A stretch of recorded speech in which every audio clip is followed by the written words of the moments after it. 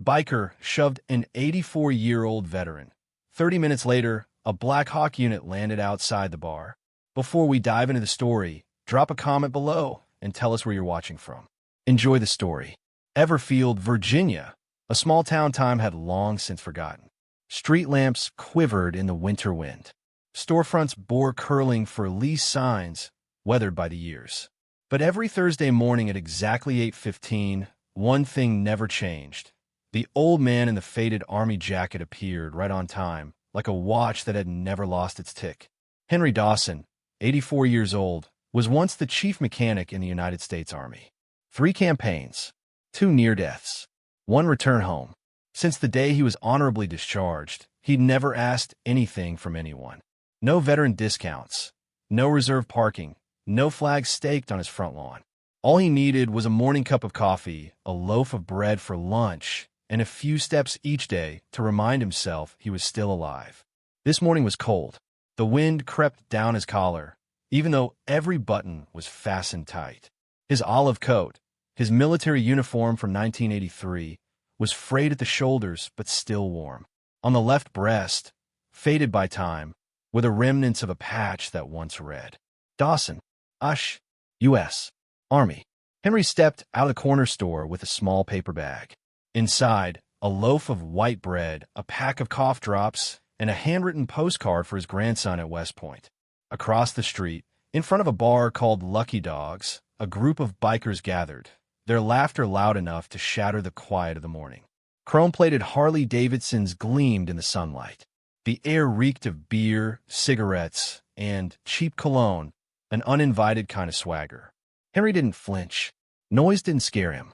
At his age, he'd heard gunfire closer than any music ever played.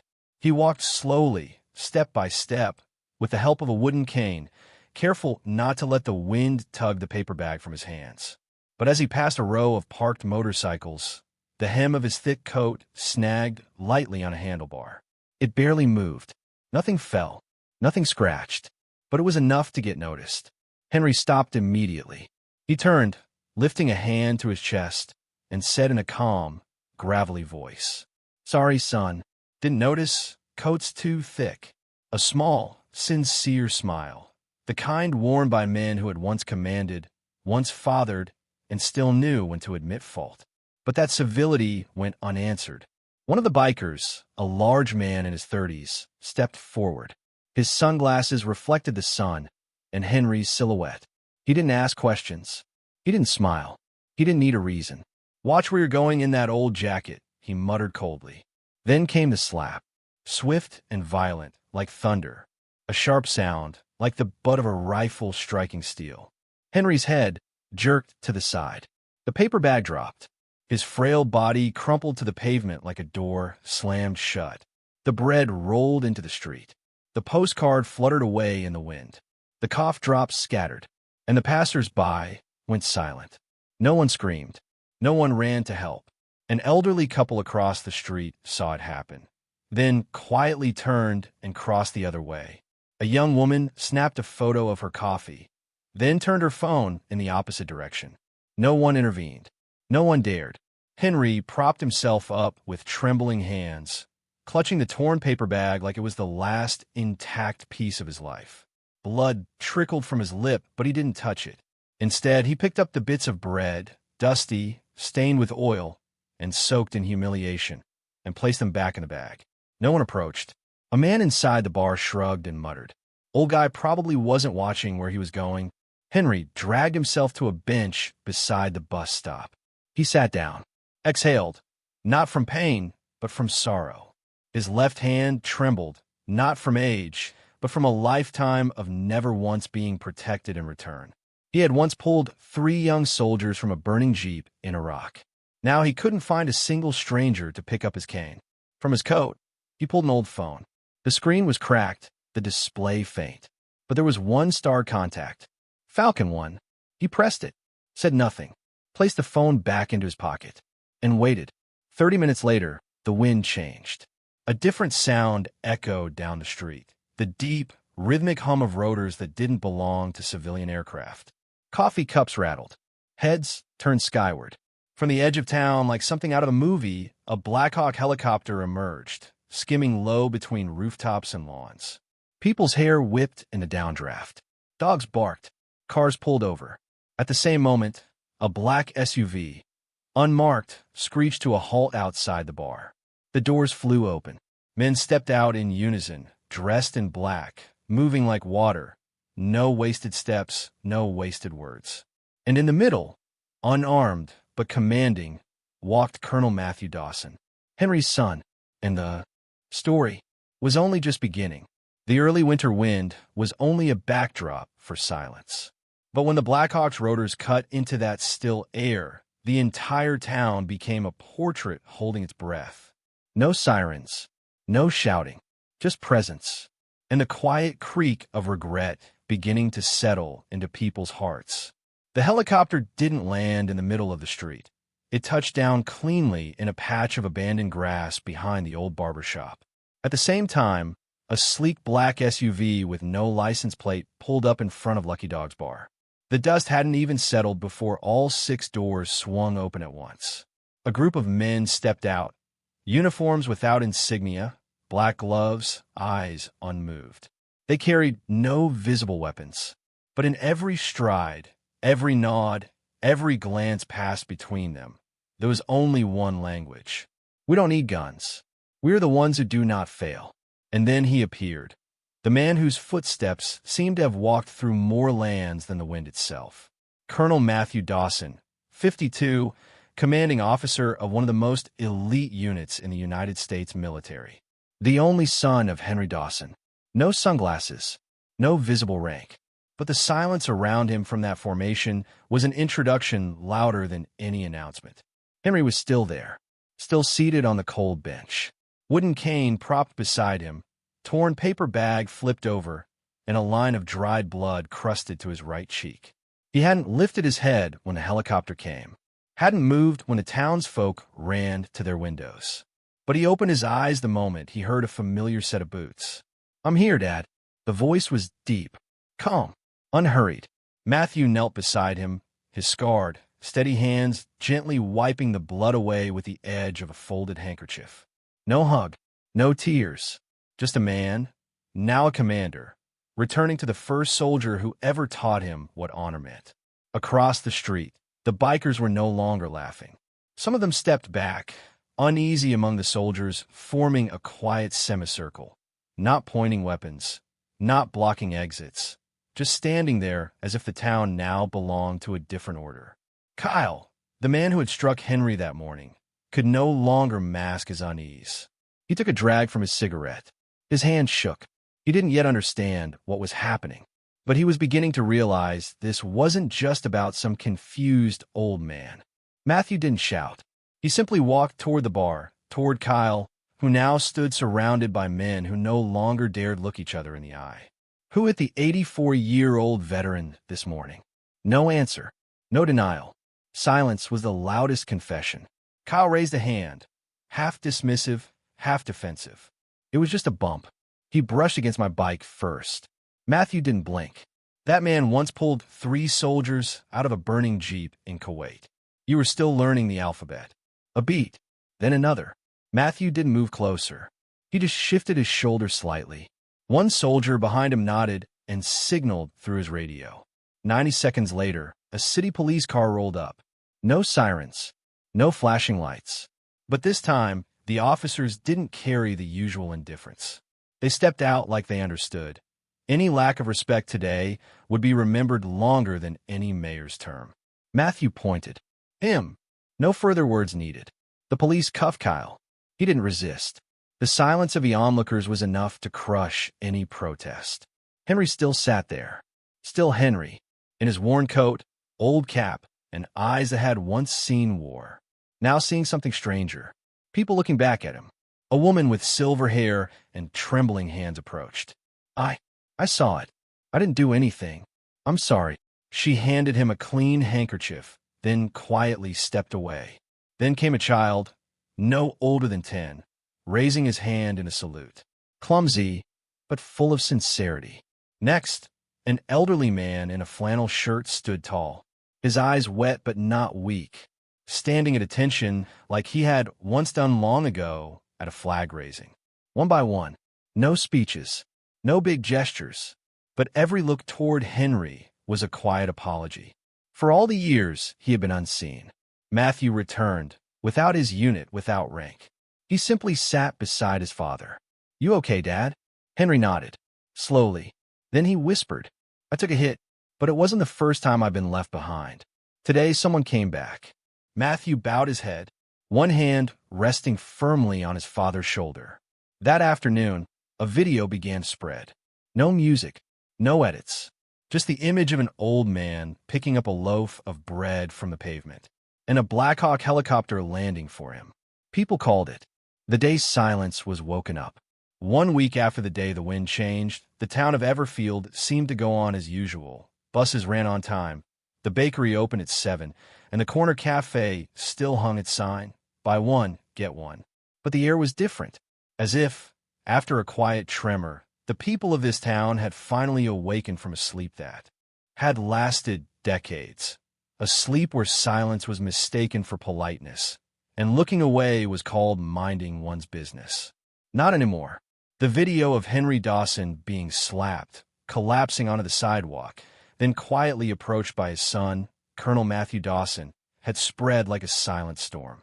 No dramatic soundtrack, no sensational commentary, just images, and silence, and shame, and then an undeniable presence.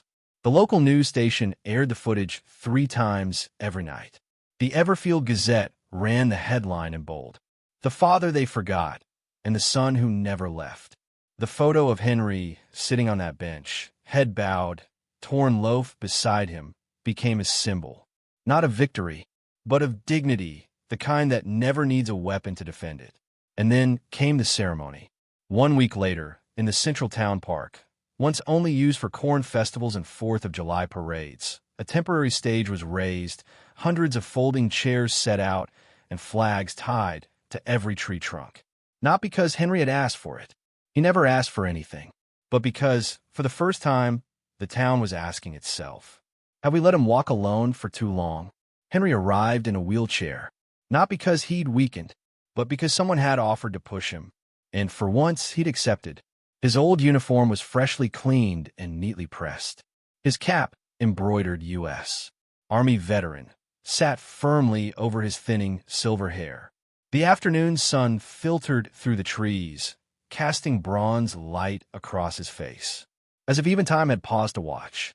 The crowd rose as he was wheeled to the front row. No one told them to. They stood because something inside them felt ashamed, and knew that today was not a day to sit. After the flag salute, the mayor stepped up to speak. His words were polished, respectful, but all eyes turned toward the edge of the stage, where Colonel Matthew Dawson stood. Full dress uniform, decorations pinned to his chest, his hands lightly clasped at his waist, not carrying authority, but bearing legacy. When he stepped to the podium, the speakers fell silent, not for malfunction, but because the sound technician knew what was about to be said deserved silence. As a wall of honor, my father doesn't need praise. He doesn't need apologies. And in his whole life, he never struck a man to prove his strength.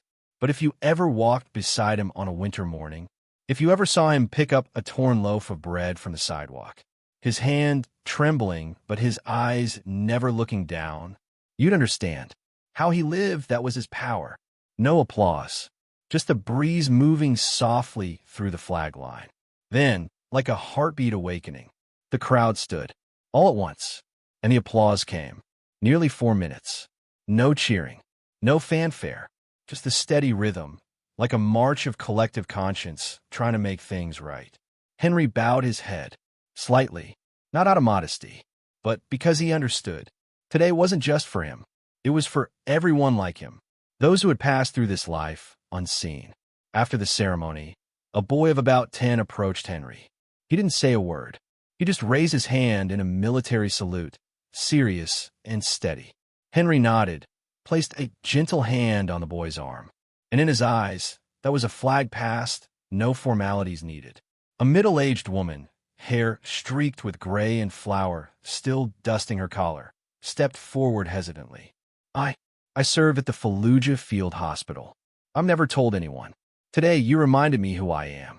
Henry simply smiled. He didn't ask. He just patted her shoulder. Because some medals don't need metal to be real. A group of high school students brought a canvas painting. They hung it along the temporary fence. An old man sitting on a bench, and behind him, the shadow of a soldier standing tall. Below it, in messy but heartfelt handwriting, he never asked to be seen. He just stood. That night, the national news ran the story. No drama, just a quiet lead-in. The man in that video, the one the whole country saw last week, was finally seen today by the town he calls home, and in the small room behind the laundromat, where Henry had lived for 11 years. He removed his cap, hung up his jacket, and placed the box containing his dog tags and old medals back on the shelf. He looked in the mirror, not to check his reflection, but to finally meet the man no one had noticed in 84 years. And for the first time, he whispered, "Today they saw me." 3 days after the ceremony, Henry Dawson received a small handwritten letter slipped under his door. The envelope bore no sender's name. The handwriting was uneven, the ink blotchy, like it came from someone unfamiliar with the act of apology. Inside, there were just 6 words written in a shaky hand. "If you're willing to meet, I'll listen." No explanations, no excuses, no justifications. But Henry didn't need more than that. The next morning, he made his way to the old town hall, now repurposed as a community center. In the back was a small meeting room, once used for hearings, now mostly empty. Tall windows let in pale winter light through bare trees. No cameras, no spectators, just 2 wooden chairs, an old round table, and a heavy air of things left unsaid. Kyle was already there, head bowed. No leather jacket, no sunglasses, just a man in his 30s wearing a plain white shirt, fingers interlocked and rigid, eyes red-rimmed. And no longer the man who had laughed after striking someone. Henry entered. No cane, no wheelchair, just a slow, steady walk, as if he needed nothing but his own legs. He sat across from Kyle. Both men sat in silence for a long time. Finally, Kyle spoke, his voice hoarse, rehearsed, but still grasping for the right words. "I know. I'm not someone worth your time." Henry didn't reply. He simply looked at him, without accusation, without softness, just a presence Kyle had never learned how to face. "I didn't know who you were," Kyle continued, eyes darting away. "All I saw was an old man, and something just snapped. I didn't think. I just reacted." Henry stayed quiet. "My dad was military," Kyle added, for the first time lifting his gaze. "Vietnam. He came back empty-handed, but full of nightmares. He hit my mom. Then he hit me. He blamed the army, the system, the uniform." He exhaled hard, then lowered his head again, voice thick with old wounds. "I swore I'd never respect anyone in uniform. We used to call old vets walking corpses. I thought I was stronger than you, until I saw you on that bench. And you didn't even look back."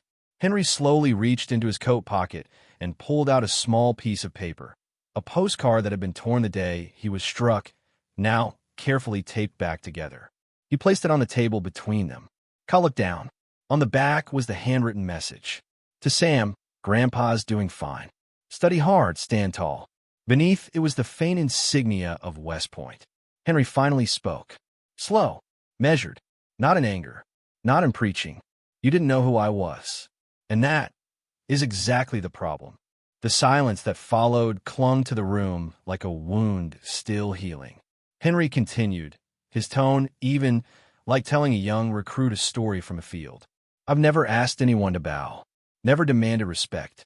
I've scrubbed hospital latrines in Kuwait, eaten cold rations in the back of a fuel truck in Bosnia. Never got a medal for any of it. But I know this. Respect doesn't come from your past. It comes from how you carry yourself forward." Kyle nodded slowly, tears starting to fall. Not because he was scolded, but because, for the first time, someone looked at him and didn't see a failure. "I want to change," he whispered. "Not because of the video, not because of social media, but because of your eyes that day." They weren't angry. They were the eyes of someone who understood wounds no one ever helped heal. He pulled a paper from his pocket, hands trembling, and slid it across the table. I signed up to volunteer at the downtown VA. I start next week. I'm also starting therapy, not to earn forgiveness from you, but to repair something broken in myself. Henry didn't look at the paper. He simply placed his calloused, slightly shaking hand on Kyle's tightly clenched ones. No promises, no lessons, just the touch of one human being saying, "I'm not forgiving you because you deserve it. I'm forgiving you because I refuse to carry the weight of it anymore." The meeting lasted just 18 minutes. No photos, no press. No one left that room to announce that something miraculous had just happened. But it had. 3 months later, Kyle could be seen in the VA Center's kitchen, wearing an apron, washing trays for veterans coming in for dinner. He didn't say much, just asked, "Would you like more bread? Need help getting to the door?" No one knew he was once in the news, and he didn't need them to know. Henry didn't appear often either, but sometimes he'd be seen sitting on that bench beside the community ball field, watching people start to lift their heads when they pass someone in an old uniform. At the November memorial ceremony, Kyle and Henry crossed paths again. No one spoke first. No big smiles. Just two nods. One look, and a near whisper. "I'm still moving forward." Henry nodded back. In the right direction.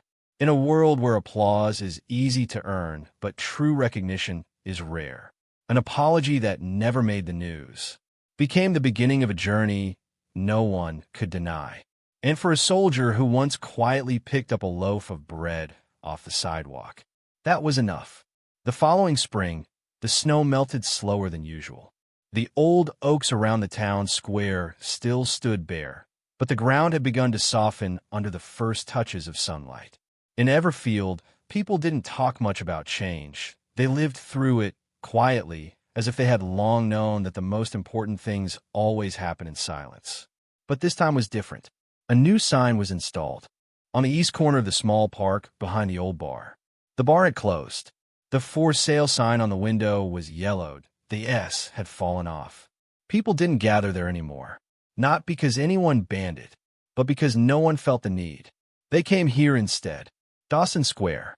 Not a name rushed into a council vote, not a late apology, just the town's quiet way of telling itself. We were silent once. Now it's time to remember. On a gray stone base, amid a bed of flowers tended by local high school students, stood a bronze plaque in honor of Henry Dawson, a man who didn't need to be seen to still stand. Beneath it, in smaller lettering, like the breath of whoever wrote it, for those who were forgotten and chose to keep walking anyway. No carved statue, no portrait, just a seat, a wooden bench facing the sunset. And that's where Henry still came every Thursday. He didn't stay long, usually just 15 minutes. Still carried the paper bag from the bakery down the street. Still wore the frayed army coat. Still leaned on the old wooden cane. But his eyes were brighter now, as if the world had finally stopped turning its back. People waved. Some children running past would stop, glance at the plaque, then look at him and nod, even if they didn't yet understand why. Veterans left flowers on holidays. No parades, just a single tulip slipped into the bench's armrest. A letter left in a craft envelope. "I used to think I was invisible. Thank you." Kyle, the man who had once slapped him, now drove the community center's old minivan. Every Tuesday and Thursday morning, he shuttled elderly veterans to the downtown VA. He didn't speak much anymore, but sometimes, when helping a veteran into a seat, he would glance at Henry's coat, as if to remind himself to keep walking in rhythm. One afternoon, a gentle, forgetful old woman asked him, "Are you a soldier?" Kyle simply smiled. "No, ma'am, but I'm learning how to be like one." A mural was painted by local art students. No image of Henry, just the silhouette of a thin man bending to pick up a loaf of bread in the street, surrounded by the outlines of people turning away. One line beneath it, "When no one saw him, he stood for us all." It was painted on the back wall of the public library, a place everyone passed through to reach the market. No fanfare, but people slowed their steps as they walked by. Henry's grandson, Sam, now a senior at West Point, came home for summer break. He stood before the plaque, hands trembling as he read the inscription. "Grandpa, I didn't know they did this for you." Henry just smiled. hand resting on his grandson's shoulder. They didn't do it for me. They did it for themselves. When they realized they needed to remember who had stood quietly all along. Sam nodded, as if understanding something deeper than any military textbook could ever teach. The town elementary school revised its civics curriculum. One lesson was called Quiet but Steady, Learning from the Ordinary. The first unit, Mr. Dawson and the Loaf of Bread. The teacher didn't dramatize it. She simply said, because he didn't get angry. And that's sometimes stronger than anger. Henry never spoke much about what had happened the year before. But one autumn afternoon, he asked Kyle to join him on the bench. No notice, no reason. They sat there, saying nothing, watching golden leaves fall gently, like the past being set down. Finally, Henry asked, "Do you still hate your father?" Kyle was surprised, but honest. No more rage, but there's still pain. Henry nodded, eyes fixed far away. Then you're still alive, still able to feel. That's a good sign. Then he pointed to a boy learning to ride a bike at the far end of the park. When he grows up, let him see a man who stops to pick up someone else's drop cap. That's enough. That winter, Henry caught a mild case of pneumonia. For the first time, he missed his Thursday walk. That day, someone else sat on the bench. A retired doctor. The next week, a single mother who once received help from the VA. Then Kyle. Then Sam. No one replaced him, but they took turns holding the space, as if the place where he once sat had become a moral compass. A reminder that if one person can stand in principle, the world might just begin to turn the right way again. Henry recovered, and at a small gathering at the community center, they celebrated his 85th birthday. No fireworks, no multi-tiered cake, just a small loaf of bread on a white plate, with a handwritten note beside it. You stood, and now, we do too, in an age obsessed with chasing heroes to celebrate. Everfield found theirs in a man who never asked to be applauded. Henry Dawson didn't change the world. He just didn't bow on a cold morning.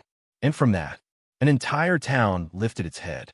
In today's world, where flashiness is often celebrated and loud voices drown out the quiet ones, the story of Henry Dawson reminds us of a fading but essential value, the power of quiet kindness.